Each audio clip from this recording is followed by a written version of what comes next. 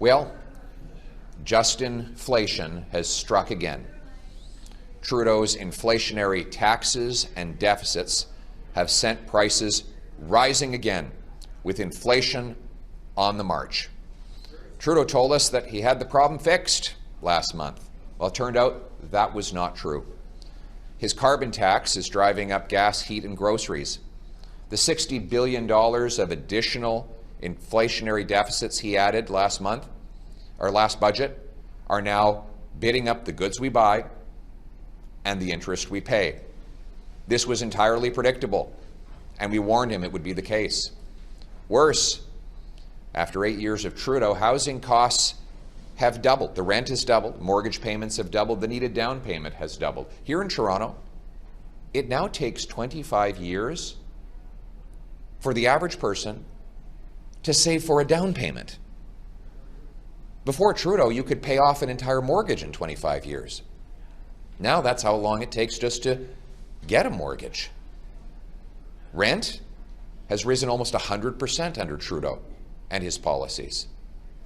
And now, I used to talk about the 35-year-old living in his mom's basement. People thought that was crazy.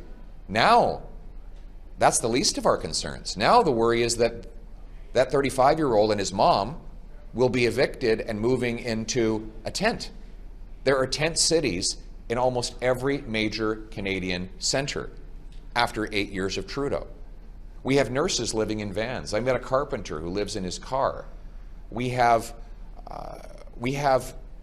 seniors in Penticton who live in parking lots, middle-class seniors in Canada after 8 years of Justin Trudeau. The good news is, to all those people who are hungry, who worry about losing their homes, who believe they have no future because they can't afford one after 8 years of Trudeau, the good news for them is that there is hope. Canada was not like this before Trudeau, and it will not be like this after he's gone.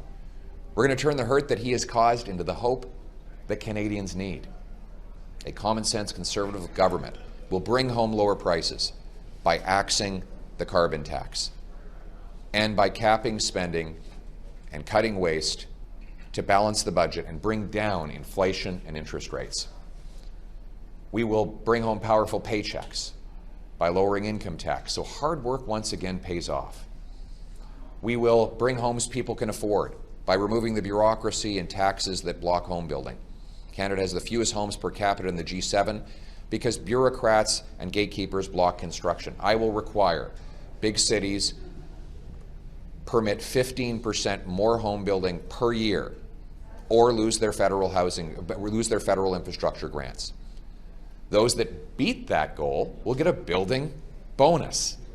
And I'll require every federally funded transit station be surrounded by high-density apartments so that our seniors and our youth can live right next to the bus or train. We'll sell off 6,000 federal buildings and thousands of acres of federal land to build the homes that will put roof overhead for our working class people. And those homes will be in safe streets. We will bring in jail and not bail for repeat violent offenders. We will invest in treatment and recovery, not more tax-funded drugs, to put an end to the tent cities and to bring our loved ones home drug-free. Today, I'm calling on Justin Trudeau to recognize the inflation crisis he has caused and announce that he is axing his carbon tax and putting in place a plan to get rid of his inflationary deficits.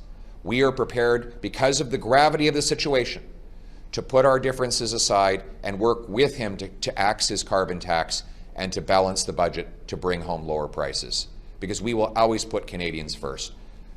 It's common sense, the common sense of the common people, united for our common home. Let's bring it home. Thank you.